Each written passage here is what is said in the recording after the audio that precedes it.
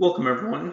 In the first video here on kinetics, we're going to talk a little bit about what are chemical kinetics, right? What is this referring to? And talking about rates of reactions. So what is a rate, first off, right? So in physics, right, in life, we typically think of rate as something like miles per hour, right?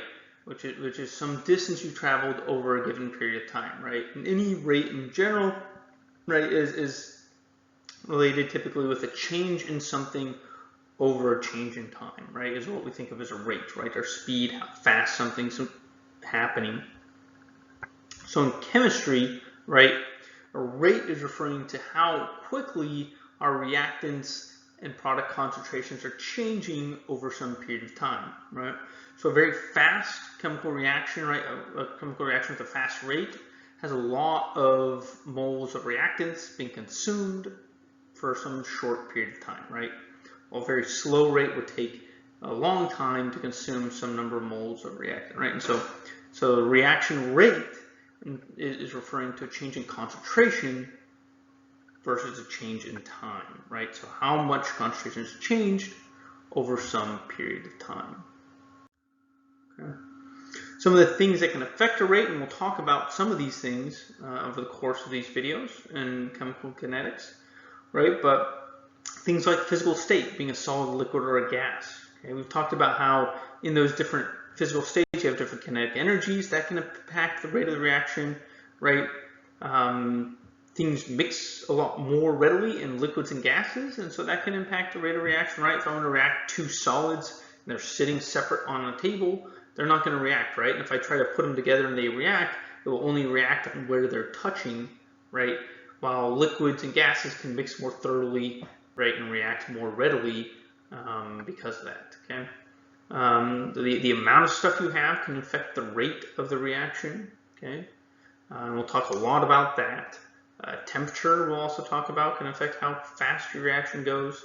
And then things like a catalyst can impact the rate of the reaction, or even an inhibitor. So an inhibitor is sort of the opposite of the catalyst, right? Catalyst makes things go faster, inhibitor makes a reaction go much slower, right? And inhibitors are often used in biochemistry. A lot of pharmaceutical drugs are inhibitors to inhibit some type of reaction from occurring in your body. Okay, so we're going to have a plot on the next slide here, and I just want to preface before we look at that, right, to have some things to think about, right? We need to think about, right, looking at how does the concentration of the reactant change with time? What about for products, right? And how might they relate to each other, okay? So we have this plot here, right, where we're plotting the change in concentrations of three different species, right? First guy up here, the green guy, is, right, NO2, one of our products. The red curve is O2, one of the reactants, and the blue curve is N2O5. Or sorry, O2 is our product, right, and N2O5 is a reactant. Okay, and so we see, right, just generally, right, our concentration of reactants is going down in time, right, while the concentration of products, right, goes up in time, right? They start off at 0 because there's none initially, right? And those concentrations increase over time. Okay. If we look, let's zoom in on this time slot between 300 and 400 seconds. Okay. So over that course of 100 seconds, right? Let's look at how much concentration has changed for our different reactants and products, right? See here, for example, the concentration of NO2. That increases by 0.0037 molar, right? Well, the concentration of O2 increases by only 0.0009 molar, and the concentration of N2O5 decreases by 0.0019 molar, okay?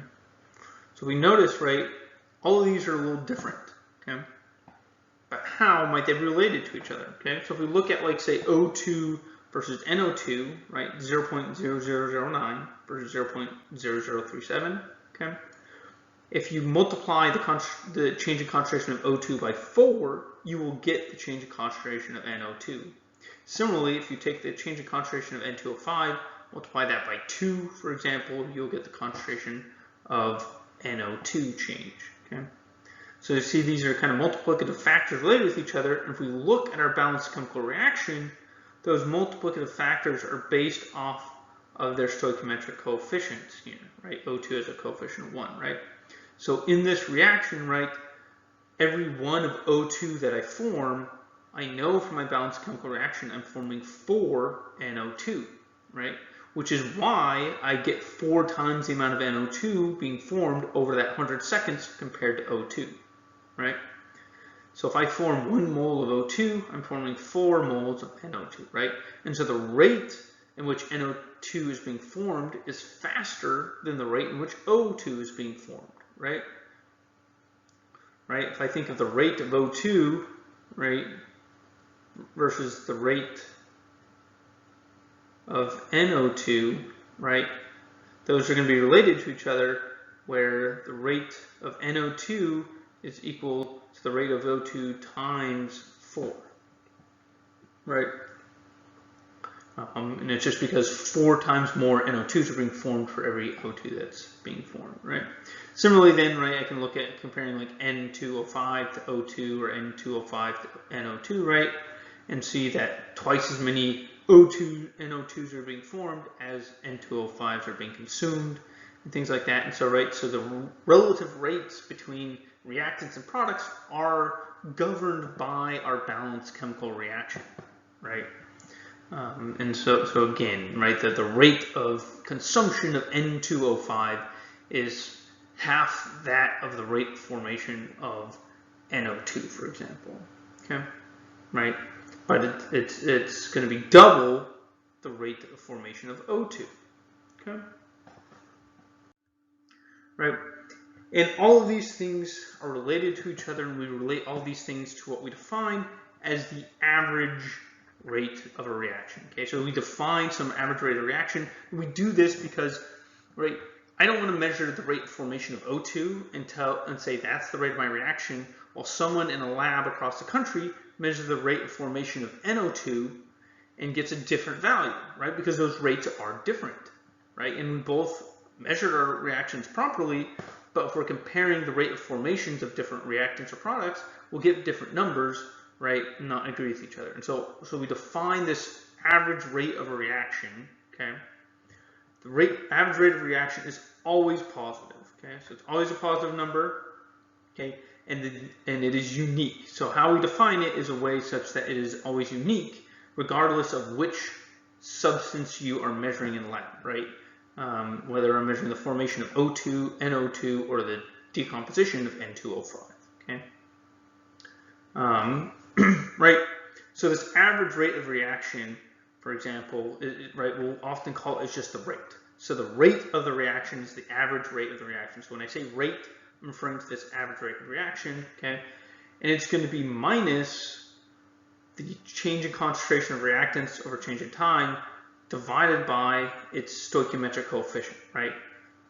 So in our example, right, from the previous slide, that would be, say, minus 1 over 2, the change in concentration of N2O5 over change in time, okay?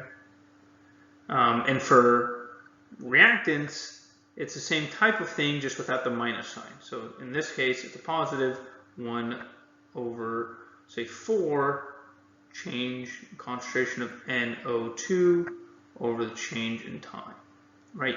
And similarly, it's the same as just 1 over 1, change in concentration of O2 over change in time, right? And if we go back to the previous slide, and if you were to take those change in concentrations over change in time for that 100-second time we looked at, right, you'd see that all of these things equal each other.